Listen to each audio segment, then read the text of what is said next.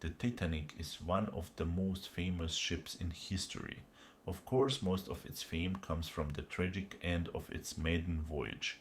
The Titanic sank after striking an iceberg on its first trip from Southampton to New York in April 1912.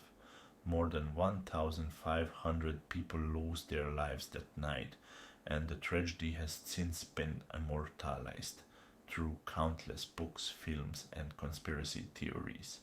It's believed that a series of human errors and misjudgments led to the sinking of the unsinkable Titanic during its first crossing of the Atlantic.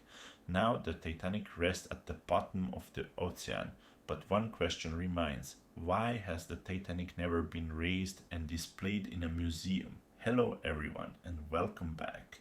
In today's video we'll talk about the Titanic and the real reason why it was never recovered from the depths of the Atlantic Ocean. If you're new to the channel, make sure to hit subscribe and turn on notifications, and let's get this video to 3,453 likes. Now, let's dive right in. Enjoy! Construction of the Titanic began in 1909 and took nearly 3 years to complete. It was the second ship in a planned series of 3 luxury liners, the first being the Olympic, followed by Titanic, and the third originally named Gigantic. However, after the disaster, the name was changed to Britannic. The Titanic was built in the Harland and Wolff shipyard in Belfast as part of a grand plan by J. Bruce Ismay of White Star Line and James Parry of Harland and Wolff. Their goal was to create a fleet of 3 ships that would redefine luxury at sea.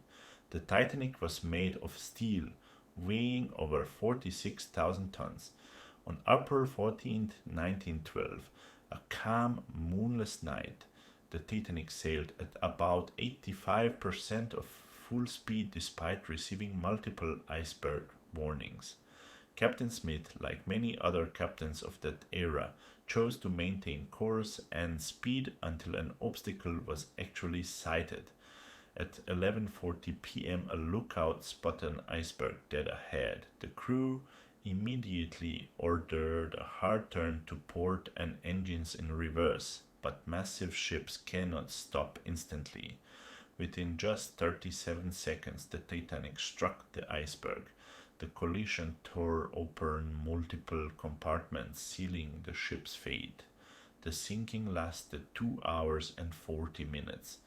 The rescue ship Carpathia arrived only after the Titanic had already vanished beneath the freezing waters of the Atlantic.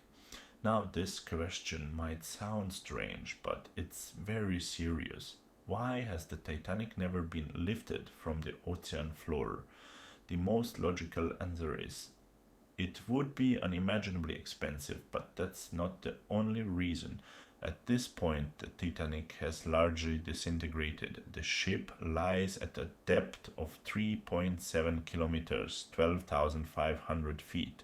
Yes, technology allows us to reach it, and indeed, thousands of artifacts have been recovered and are displayed in museums worldwide. But raising the ship itself is impossible. The Titanic broke in two while sinking. Its bow and stern lie about 600 meters apart, with debris scattered over an area of 38 square kilometers. By the time it was discovered in 1985, it was already heavily corroded, a collapsing, rusted structure consumed by the sea. Scientists have discovered formations called rusticles growing all over the wreck. These are bacteria that feed on the metal and cause it to decay even faster. Every decade, more of the Titanic literally dissolves into the ocean. If anyone tried to lift it now, the ship would fall apart instantly. Many non-metallic items have been recovered: dishes, jewelry, personal belongings, all preserved and exhibited around the world. But the Titanic itself is far too fragile to be saved. Raising it would cost billions, require years of work, and almost certainly fail.